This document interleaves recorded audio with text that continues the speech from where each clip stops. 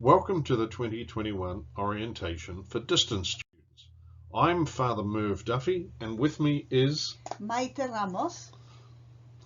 Maite is a lecturer in church history and the domestic student pastoral care person for the college. I'm the acting dean, Father Merv Duffy. Welcome to this academic year. And Pope Francis has asked for this year to be the year of St. Joseph, and he gave this prayer in his document announcing the year. Hail, guardian of the Redeemer, spouse of the Blessed Virgin Mary, to you God entrusted his only Son. In you Mary placed her trust. With you Christ became man. Blessed Joseph, to us too show yourself a father and guide us in the path of life. Obtain for us grace, mercy, and courage, and defend us from every evil. Amen. Amen. And at the college, we want this to be the year of good study habits. Here are the courses of this first semester. You can see the on-campus students, and in some courses, distance students, and in some only a small number of distance students. Here are the names of your lecturers, and notice the classes are small. The lecturers have got plenty of time to respond to you. If you have an issue or a problem, get in touch with them by email. And the basic rule is for lecturers at the college, their email address is their initial dot their surname at ctc.ac.nz. So I am, for example, m.duffy at ctc.ac.nz.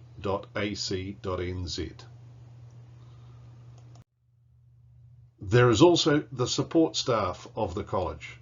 Karen Kearney, the manager, who's brilliant, especially with anything financial. Mr. Anthony Byer, who's English language support and will help with your assignment, especially if you're not a mother tongue English speaker.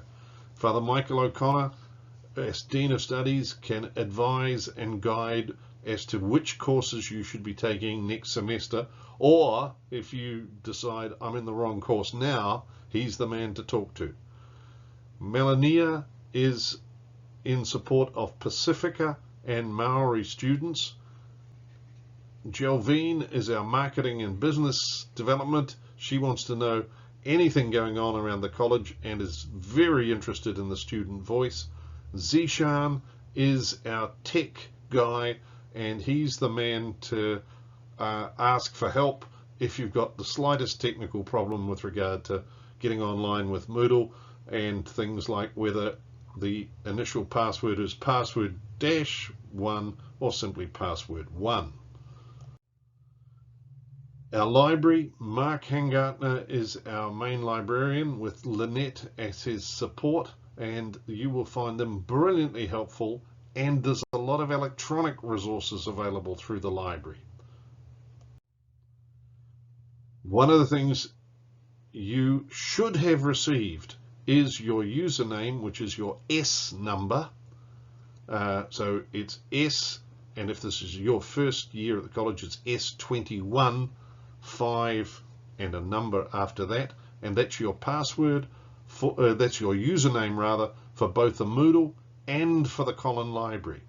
Because there's two different systems, you can have two different passwords for that, and it's a good idea to write them down. Just to tell you about the student body, this semester there are 52 students studying through the college. You can see most are from Auckland, some from Hamilton, Wellington, Christchurch, and a small group from Dunedin.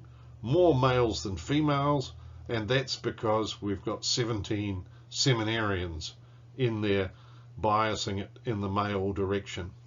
4 of them are Marist, 13 are diocesan. A quarter of the students this semester are new, doing their first paper. 3/4 are returning. The average age is 33 and a half years because Theology is a discipline people normally do later rather than as their first bit of tertiary study. Right, a task for you to do even before your course starts. Try and log in to the Moodle. Let us know if you have the least problem. The first time password is meant to be password-1, but it's been turning up for some students as being password1 without the hyphen. So your S number is your username and then password1. It insists on you changing your password as soon as you get in. Once you succeed in getting in and changing your password, click up by your name on that, and this pull down menu comes down. Click on Profile, and then in the window that appears, click on Edit Profile and put something interesting about yourself so that the other students can find out something about you by clicking on your name. There is an orientation, more orientation information on the Moodle in a student support area. And for example, there's a forum there, and just ask what the weather's like in Auckland or something, but just practice using a forum if you've never used one before.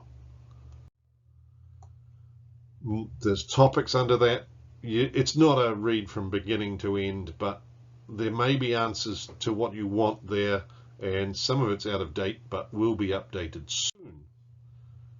If you need academic support, your first person to contact is the lecturer, and then Father Michael O'Connor, the Dean of Studies, and failing that, me, Father Merv.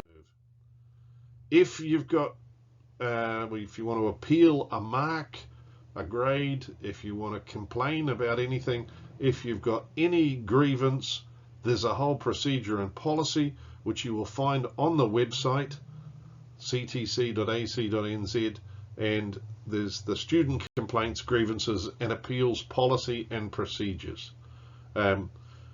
It's often easier to deal with stuff informally first, but there's a whole formal process if you want to take it to that level. There are other Moodle pages. You will find that you have been enrolled in your course and you can get into that course page. But there are other pages that if you click on, there'll be a button showing up saying enroll me. And so those are ones like orientation, all students common room, application for graduation, request for an extension of time, returning students enroll here. Those are sort of quasi courses. As a distance student, you're expected to complete at least 10 of the 12 weeks worth of work. We know that we want you to do all 12, but the minimum is 10. And in most of the courses, there's a badge system that'll help you keep track of this. If you're not going to make a deadline, please, in advance of it, click and request an extension of time. For your progression within your subjects as you plan your way through the degree, particularly see the enrollment guide and notice what courses should be taken before what other ones. And there's an example of the study pathways in theology. Stage 1, so T7-1 generally comes before T7-2, which comes before T7-3. If you want to know what career your Bachelor of Theology or Graduate Diploma in Theology will lead to, have a look at the Government Careers site, and it'll tell you things like how expensive it is. And if you, from the website, click the key information for students, you can discover things like a Bachelor of Theology graduate tends to earn earnings in the neighborhood of $43,000. So it's not a high paid career. I warn you of that now. If you're interested in a religious vocation, any of the congregations has a vocation contact. The diocese have vocation contacts, or if you're here in Auckland, we've got our friendly local seminary rectors. The chaplain of the college is Father Michael O'Connor, and there's his contact details. The person to see if you've got counselling issues is Father Tim Costello. For international students, the contact is Monsignor Brendan Daly. And for most of you who are domestic students, your contact is Maite Ramos. Hello, I am Maite Ramos. So a few things that I'd like to talk to you about this. So as the domestic pastoral care officer, the idea is to ensure that the college is offering you a safe and supportive learning environment, and also offers you we're offering you the assistance you need to meet your basic needs, the information you need, or to point you to the right direction if you need any support, any help. Also, for your physical and mental health, we want to ensure that you have a positive experience during your study time in the college. And therefore, if you have any thing in which we can help you with, or any suggestions or advice that we can give you, that's one of the roles that I have here. So don't hesitate to contact me. We also want to offer you opportunities to and the right resources for your progress as a student and your personal development.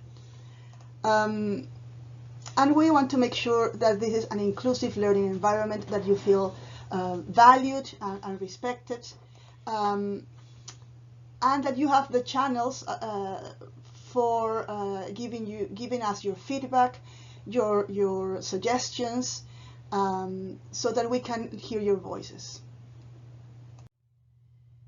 And in fact, this year we want to focus on that last outcome, the student voice. We want to encourage you, and we welcome any feedback that you can give us. One of the channels that you have is the student representation.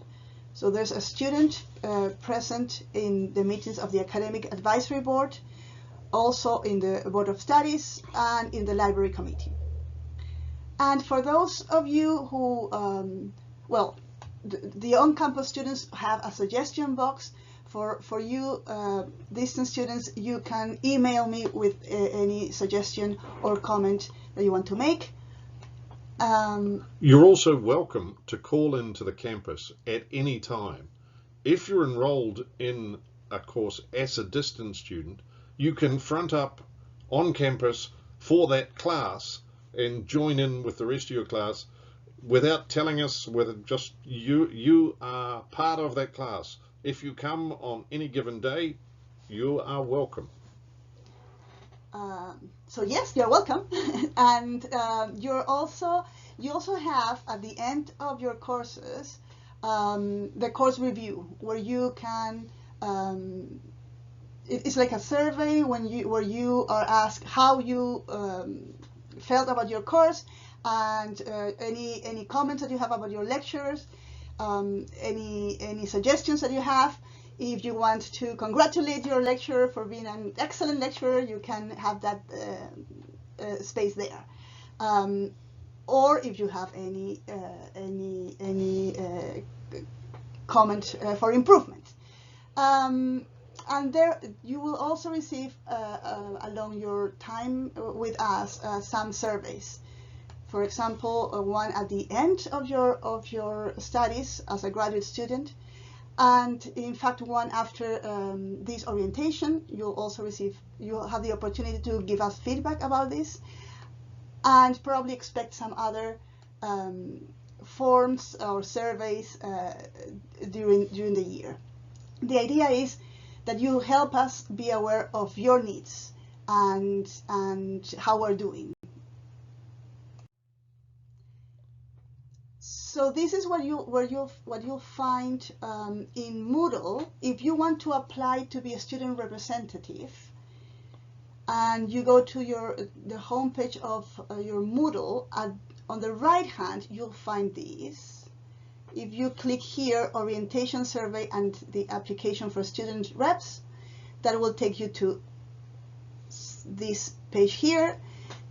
Please click here for the orientation survey. It will not take you long, probably 5 to 10 minutes to answer some questions there. And if you could please do that by Friday of the first week, will be fantastic. And also you can click here to apply to be a student rep. Once you do that, something like this will pop up, and you have to click to which of these bodies are you wishing to apply for. You could choose one or all three of them. If there are more than one applicant, we will open for elections. And in the second week of the semester. Yes. And I think that's it. Oh, this is also what will appear when you click for the orientation students feedback. So you'll have some questions here, and it'll take you no more than 10 minutes, really. A news item: we are likely to move, which probably won't trouble distance students. At the moment, we are on Ponsonby Road at number 20. The bishops intend to sell this site and to move us to the St Columba Centre in Vermont Street. There's Ponsonby Road running along there. Vermont Street is this street. Some of you will know Sacred Heart Church, or perhaps the mosque opposite, the parish hall, and this is the St Columba Centre, and here's Holy Cross Seminary in Vermont Street. The good thing about the new site is lots of parking behind it, and we'll be sharing facilities with Holy Cross Seminary, and those students will find it much quicker to get to the college than they used to. And that's our presentation. So thank you from me. Thank you.